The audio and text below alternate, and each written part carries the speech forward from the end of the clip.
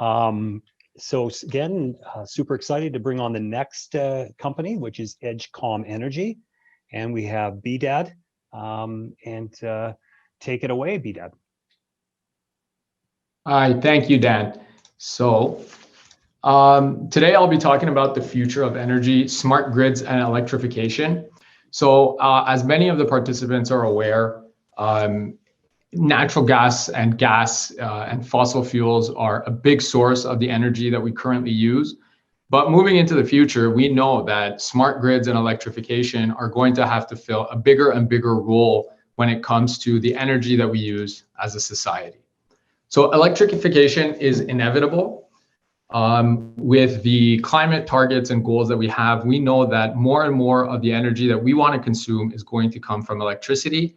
And this is just something that's going to happen over the next decade or so. And there's a lot of challenges and issues that come with that. So first of all, it's the electricity grid itself. So the electricity grid itself, you can think of it as the world's largest machine. This is a machine that hasn't been optimized and hasn't been improved in many, many years. And there's a lot of investment that needs to happen to keep this grid optimized and allow it to fill in the role that we need it to.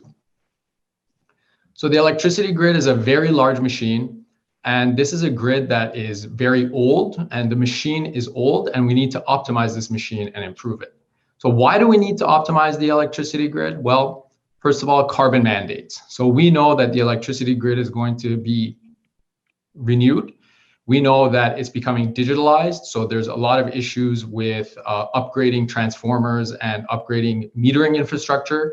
And finally, the infrastructure itself, the wires themselves, are going to have to get upgraded. Why is this important? Well, there's an energy transition underway with more fossil fuels getting removed from the grid and more renewable and solar energy sources coming online.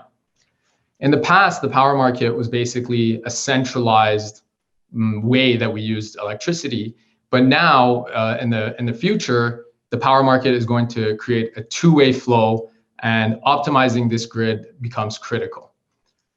A big issue that we have in electricity is that as more renewables come online, there's more issues with demand and peak demand and managing the end use that customers have in their consumption. So it's going to be a two-way flow.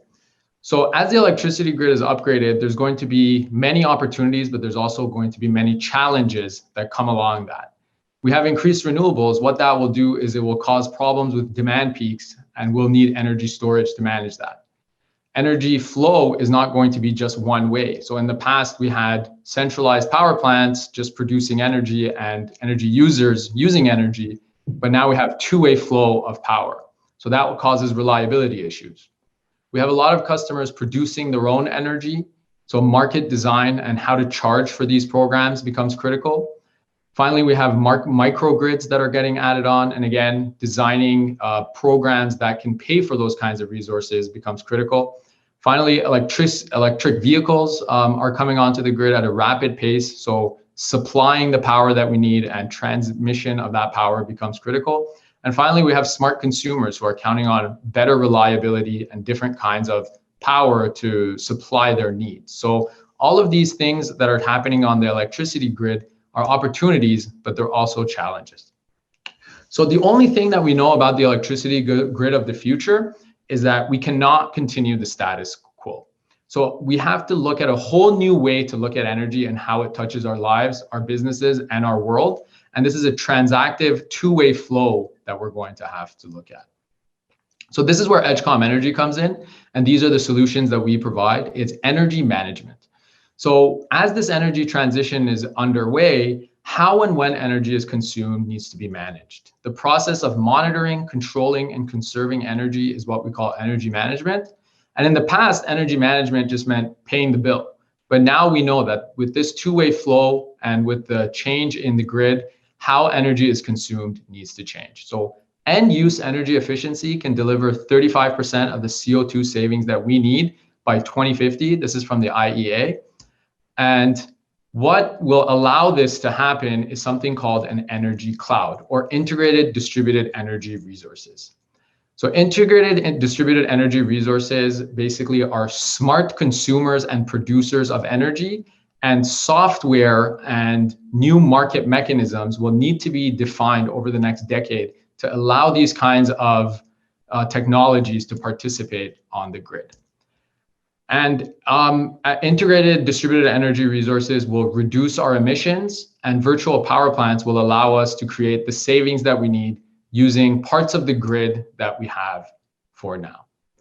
So in the future, connected buildings, connected industry, and connected facilities will allow us to reduce emissions. And what this will create is that two-way flow with electrons flowing both ways, money flowing both ways, and data flowing both ways.